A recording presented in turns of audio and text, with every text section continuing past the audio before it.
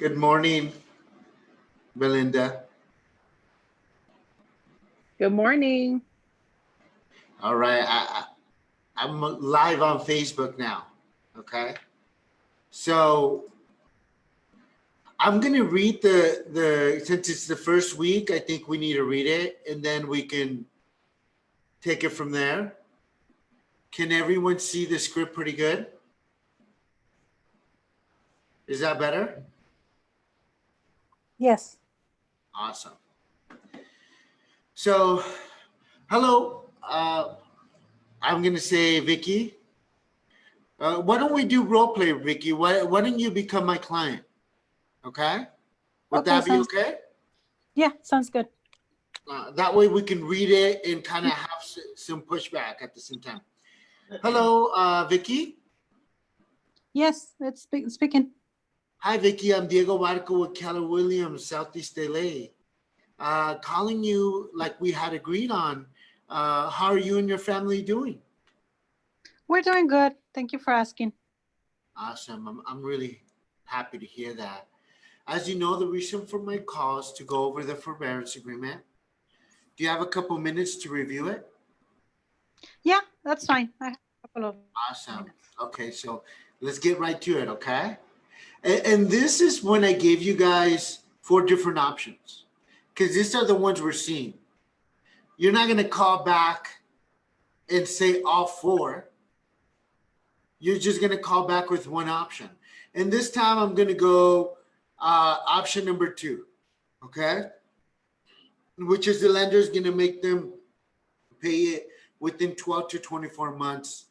Okay, so the lender will amortize payments in the next 12 to 24 months to allow the homeowner to get current on mortgage payment. Risk is not being able to afford an increased payment while having a hardship, right? So let's, Vicky, from what I see on your agreement, they're going to allow you to make a payment plan. Okay. So essentially you're going to need to call the lender since you're in your last month of forbearance. I would really advise you to call them now and get that payment schedule so you can go ahead and see what that's going to look like. Okay. So Diego, I have a question. You mean so we're behind 3 months on the payments? What does that mean? That those 3 months I'm gonna pay it later within 12 to 24 months, or? Right. So that's actually so I did a little bit of math for you. Okay. So in the next, if you do it for 12 months, your payment's gonna go up $300. If you do it for 12 months, you'll go up $150. Every month we're gonna For the next on top of what we are paying? Exactly. Yes. Oh, yes. wow. So as you see, the forbearance agreement doesn't mean forgiveness. What's worse, that people might start being upside down on their homes already, Vicky. Now, can I explain you why? Yeah. If you were going to make $30,000 when you sold your home, Vicky, but you were in forbearance for 12 months at $2,500, your equity is basically owed to the bank in deferred payments. Do you know any new homeowners in forbearance agreements right now? I heard some of my people that I know might go into forbearance also, because I told them that, you know what, I called the bank and they said, okay, don't worry, don't pay your payment within 3 months. But I mean, we have to pay it back sooner or later, and it's going to be more. No, yeah, it is not forgiven. So let's just say, let's put you in a new situation. Let's put you in a situation where I believe your payments, what did you say your payment was? I'm sorry. It was $2,800. 2,800. So see, if you, God forbid, hopefully you're in a situation where you can pay back the forbearance agreement here in the next month. But, if you find yourself not making a payment for 12 months, right? Now you owe over $30,000 that if you were to sell your home, Vicky, that would come out of your proceeds. Does that make sense? And also, Diego, I heard a lot of the things on the news. So I know we have some equity on the property. Do you know if the properties are gonna go down? Because I was talking to my husband, and I don't know. We're thinking maybe the possibility of maybe selling the property and get the equity that we have right now. But I don't know if the properties are gonna go down. Actually, that's a great question. And, I will address that with you, Vicky. But, let's focus on your options. Okay. Okay. Now, you told me you were in forbearance because you are working a lot less hours, right? And your husband is also being furloughed at the moment, right? Yes. Yeah. Well, I'm sorry to hear that. Now, do you see your income coming back in the near future right now, Vicky? That we don't know. Yeah. We really don't know. I mean, it's a tough situation right now. Now, let's just say with those 26, your payment's 2,800 and it's 100. Let's just say you go to the 24 months. So we got you a 2,950 a month. Would you be able to make that mortgage payment? I don't know. Yeah. No, I don't know. Now, do you have retirement funds, Vicky? I don't. My husband has. Okay, great. So your husband does have retirement funds. Okay. I mean, but we don't want to touch that amount. I No, mean, when I give you your, when we explore a little bit more of the options you have, I'll always advise you to speak to your financial advisors because, taking money out of your retirement fund now may have like profound, money shortage in the future when you do look to retire. So you might want to be careful. Now, like, do you have friends or family that maybe you can borrow this money from and then maybe pay them back at a future date? no, I don't think we can borrow from my brothers or sisters. No. And right now, how much do you own your home? We own about 250,000. 250. Okay. And how much do you feel your home is worth, Vicky? I have whatever I've been seeing recently on around this area. I think it's about 450. 450. And you said you missed 3 payments already. If you missed the next one, it would be the 4th one, and it'd be your end of forbearance, right? Yeah. Okay. And your appointment. I mean, you're telling me your appointment's not going to be stable in the near future, and you don't know when it's coming back. No, we don't know if. I mean, I don't even know if they're gonna give me my hours back. Yeah, I understand. Yeah, well, thank you for sharing with that, Vicky. Now, based on what you told me, you have the following options. Okay. Obviously, you could make that payment of the 2,950 on the 24 to 12 months. It'd be higher, right? I'm hoping that the lender will help you do the 24-month versus the 12-month. Obviously, like we spoke about, maybe you can get that personal loan. I don't know how your credit is, but some people that have great credit have gone out and gotten a personal loan just at a very low interest rate and just decided to deal with it that way instead of, the 12 to 24 months, because you can amortize it for a longer period. Does that make sense, Vicky? Now, like I said, maybe you can think about retirement funds. I would advise speaking to your financial planner. In cases, like I said, this can have profound loss of the retirement funds in the future. Okay? I mean, you can also think about bankruptcy.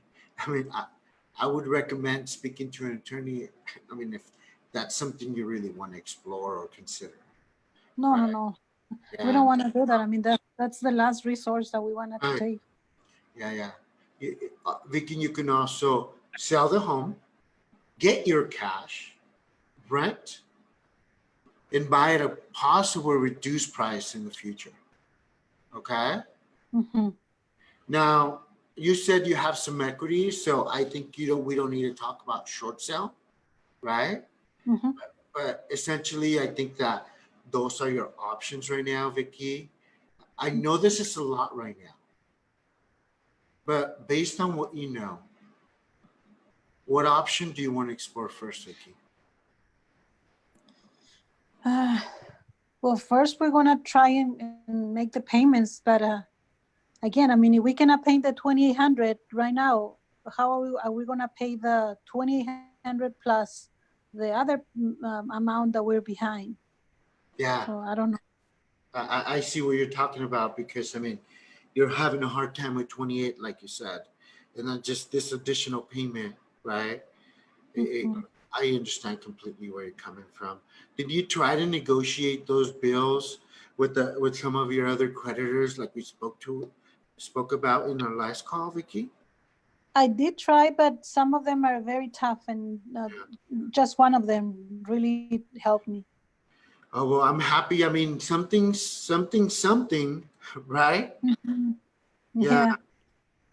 Yeah. Now, I mean, Vicky, if I can show you that by selling your home, you can save your credit, keep more cash in your pocket for the future, and buy at a possible reduced price.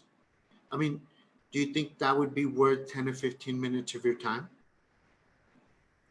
You know what? Let me talk to my husband, but we might be able to. I mean, we want to see the options that we have and just put everything on the table and see what's best for us. But again, the Yeah, and we retirement can do account, that. Yeah, yeah.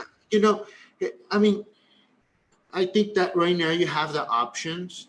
We can also do is talk with about all your options with you and your husband. I know this is kind of like a one-on-one conversation, but I know you need to bring in your husband on this, right? And I know this is something that's very important.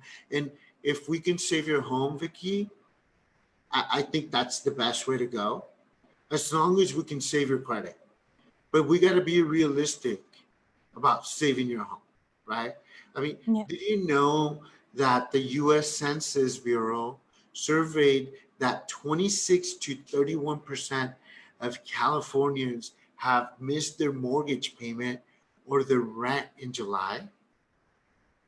I don't know about those numbers, but I know a lot of people that I know are also on this type of agreements because Yeah, no. uh, I'm gonna be honest with you. It's been really it's been re- really hard seeing everyone kind of struggle right now. I'd like to share like a news article with you.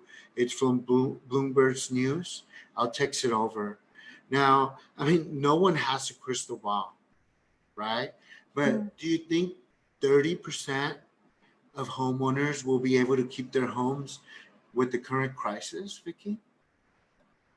I don't know. I mean, this is affecting a lot of people, Yeah, and yeah, especially a lot of people that I know close to me. yeah.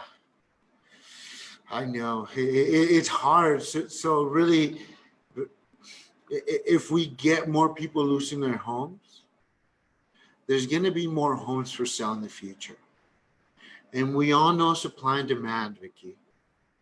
If we increase the amount of homes for sale and there's less buyers out there, prices usually go down because competition price drives prices down, Hmm. right? Now, right now, might be a good option. Like I said, just talk to your husband because you did tell me that you guys are considering getting your cash, right? Uh, that's what you told me in the beginning of the conversation. So just talk to your husband and consider that, okay? Now, like I said, this can save your credit, keep more cash in your pocket for the future, and maybe we can get you in a year, 2 years from now, to get you into a possibly a reduced price in a home. Mhm. right? Now, it usually, we can have a conversation. It can take anywhere from 15 to 30 minutes, so I can give you your options. Now, when are you and your husband usually together, in the mornings or evenings? No, in the afternoons after work. Okay, after work. Yeah. Okay. Now, are you guys okay on the weekdays? Yeah, Afternoon I think it's best on the weekend. on the weekend. Okay. Mhm. Now, how does Saturday at 7 p.m. I mean 1 p.m. sound for you? You know what, Diego? First, let me talk to my husband, and then maybe you can call me back and see, because he doesn't know Yeah, about okay, the yeah. appointment yet. I understand, Vicky. So talk to your husband. I know you want. I know what weekends are best for you. So why don't I give you a call maybe by Thursday, and then we can schedule something. But what I'll do is I'll just go ahead and put you on my calendar for 1 p.m. Just because it's sometimes harder to take you off than to put you back on. Uh, you know. So I'll go ahead. Uh, uh, and book you for 1 p.m., but I'll follow up with you on Saturday. Okay? Okay, sounds good. All right, Vicky. Thank you very much. Thank you. Okay. So that was the conversation, guys. Since it's the first call, I want to open it up for discussion. And we're kind of running short of time. This is a longer conversation, guys. I'm not gonna lie. The second call is a longer conversation, especially if you're trying to close and trying to get them to meet with you one-on-one and the husband, right? Think about it. If we can save their credit, they're not getting the job, it's going to be hard to save their home. They're just kicking the can down the road. And now they understand the more they owe, the less equity they have. Right? Claudia, do you have anything to say about this? Are you available? Hi, good morning, everyone. Good morning. So I think it's great. I think especially if you haven't been in in this type of market that is coming, it's good to know. It's good guidance to know each of their options and be able to explain each of their options to them. Right. With also not being too like, hey, let's sell. Like, you want to be able to give them options and kind of clear it up for them. And obviously, if it makes sense for them to keep their home, if they're going to be able to make the payment, then that's fine. If they're going to get it deferred, but if at one point they're going to have to sell their home and they're just wishfully thinking that they're going to ride it out, you might be doing the best thing for them, right? I mean, I don't know. I mean, that's just the way I think. I think we all have our opinion on this, right? I think I would have done one thing a little bit different. Yes. When she said that she was interested in selling her home, that they were thinking, I would have dug a little bit more in there. I would have said, and Vicky, is there a particular reason of why you and your husband are thinking or have considered this? That's actually a valid point. Yes. I would have done a little bit more in there because she went right for it. And so I'm just like that. If I see the opportunity to go in, I'm going to go in. That's actually a great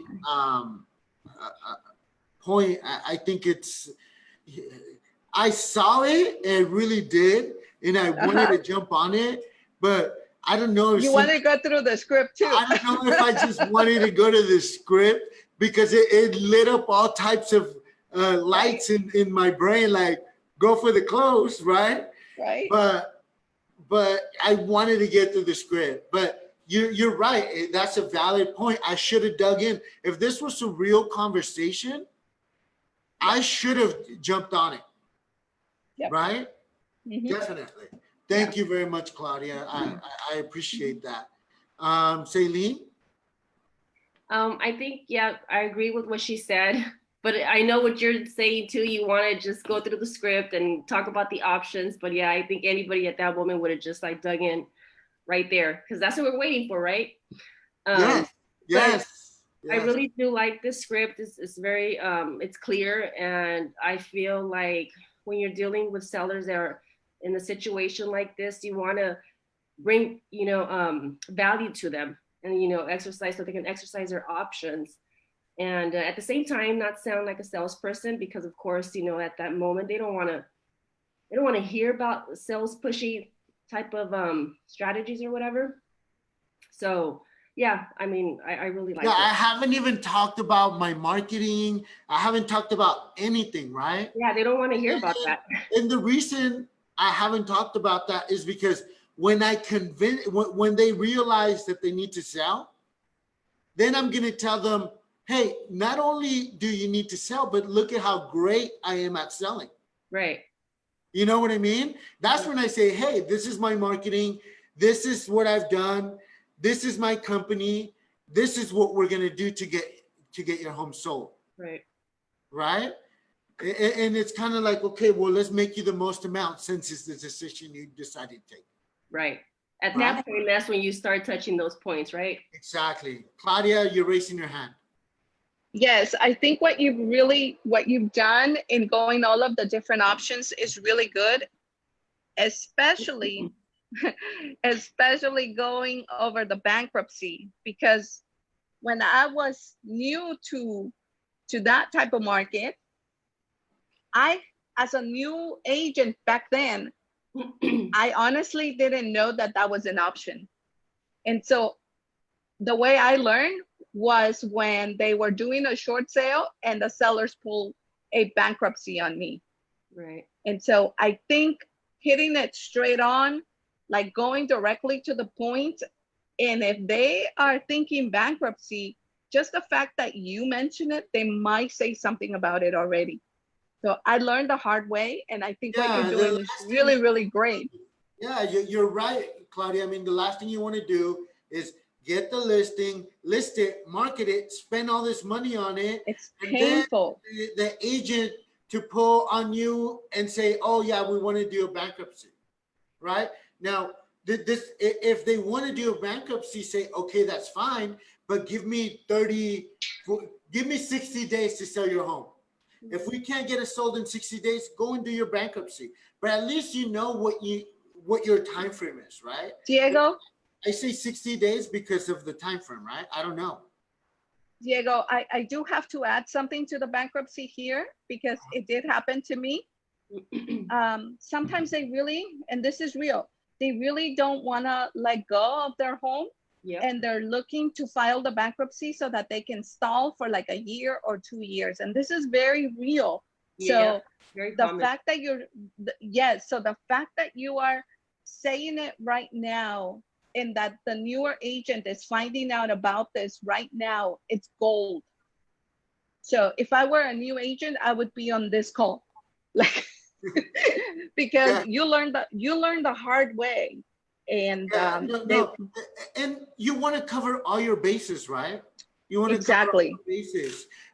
Now, Vicky has her hand up. And Diego, just to be alert, when like me as a client, when I say, oh, we might thinking about selling our home, really go deep and ask more questions, because I also heard a lot of people are thinking on downsizing. So really going to maybe moving to a smaller home. Or maybe, maybe you can tell them, hey, you want to move to a smaller home, that's fine, but let's get you an apartment for a year, right? And then let's see where the market is, right? Because right now, I don't know if they're going to be ready to buy. If they've missed payments, if they don't have the income that they need, right? Maybe if they just have enough proceeds, they can go buy if they relocate, right? Maybe we can talk about relocating with them. I don't know. Yeah, so we're at 9. I don't know. I think we might have a little bit of extra time today because I think Jason doesn't come in till like 9 something. And I wrote this little kind of options to close. So let's just say you're not like a closer, and you don't, they're standoffish on you, but you still want to kind of give them. How many of us have ever never thought about selling something, and then somebody comes up with you and says, hey, I'll give you this much for it. And then you look up at the sky and you think about the dollars and you go, well, I could do this with that. Mhm. Right? So the next thing would be to maybe, hey, home prices are changing right now. I'd be happy to provide a broker price opinion or a CMA, right? This will give you a more accurate value on your home and how much you could make if you sold it today. Would you prefer an email or by mail?